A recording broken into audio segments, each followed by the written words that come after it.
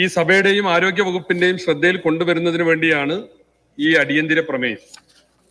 Amoebic മസ്തിഷ്ക ജ്വരം എന്ന മഹാമാരി കേരളത്തിൽ അതിവേഗം പടർന്നു പിടിക്കുകയാണ് സർ.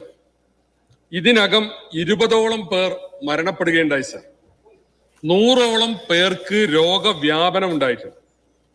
ഇത് കേരളത്തിന്റെ എല്ലാ ഭാഗത്തുണ്ട്. സാധാരണ ഇങ്ങനെ രോഗങ്ങൾ എവിടെയെങ്കിലും ഒരു ഭാഗത്താണ് കാണാറ്.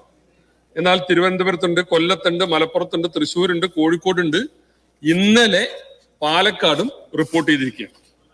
ഇതിവിടെ സാർ നമ്മൾ കാണേണ്ടത് ഇത് പകർച്ചവ്യാധിയല്ല, എന്നിട്ടും ക്രമാതീതമായി എണ്ണം കൂടുകയാണ്. എന്തുകൊണ്ടാണെന്ന് ശാസ്ത്രീയമായി മറുപടി പറയാൻ സർക്കാരിന് സാധിക്കുന്നില്ല. ഇത് വർദ്ധിക്കുന്നത് എന്തുകൊണ്ടാണ്, ഇത് വ്യാപിക്കുന്നത് എന്തുകൊണ്ടാണ് എന്ന് പറയാൻ നമ്മുടെ ഗവൺമെന്റിന് സാധിക്കുന്നില്ല.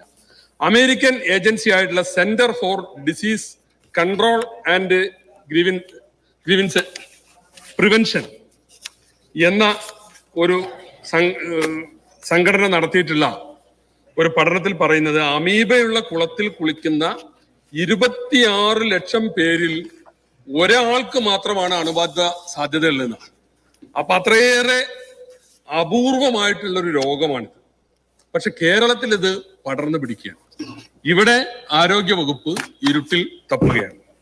എങ്ങനെ പ്രതിരോധിക്കണമെന്ന കാര്യത്തിൽ ആരോഗ്യ വകുപ്പിന് യാതൊരുവിധ വ്യക്തതയുമില്ല. ജനങ്ങൾ ആശങ്കയിലാണ് സർ. ഏറ്റവും കൂടുതൽ കേസുകൾ കേരളത്തിലാണ് എന്ന സർക്കാർ പറയുന്നത് ഇവിടെ മരണനിരക്ക് വളരെ കുറവാണെന്ന്. അത് പറഞ്ഞു നിൽക്കുകയാണ്. മരണനിരക്ക് കുറവാണെന്ന് പറഞ്ഞ് നിൽക്കുകയാണ് സർ. മരണനിരക്ക് പൂഴ്ത്തിവെച്ച സർക്കാർ എന്നൊരു ആക്ഷേപമുണ്ട് സർ.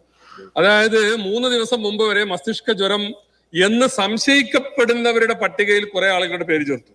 എന്നാൽ ചില മാധ്യമങ്ങളിൽ കൃത്യമായ ആക്ഷേപം വന്നപ്പോ അത് മാറി. അന്ന് വരെ ഉണ്ടായിരുന്നത് മരിച്ചത് 2 പേരാണ്. എന്നാൽ 2 ദിവസം മുമ്പ് ലിസ്റ്റ് പരിഷ്കരിച്ചപ്പോൾ മരിച്ചത് 17 പേരായി.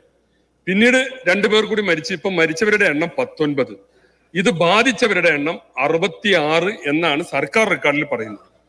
പല കാര്യത്തിലും എന്ന പോലെ സർ യഥാർത്ഥ കണക്കുകൾ മറച്ചുവെച്ച് മേനി നടിക്കാനാണ് മന്ത്രിയും സർക്കാരും ശ്രമിക്കുന്നത്. ഇത് കേരളീയ സമൂഹത്തോടുള്ള ഒരു വെല്ലുവിളിയാണ്. ഇത് വളരെ ഗുരുതരമായ ഒരു ആരോഗ്യ പ്രശ്നമാണ്. ആരോഗ്യ രംഗത്തുള്ള ഒരു പ്രതിസന്ധിയാണ്. അതിനോട് സർക്കാർ സ്വീകരിക്കുന്ന ഈ സമീപനം ഒട്ടും ശരിയല്ല.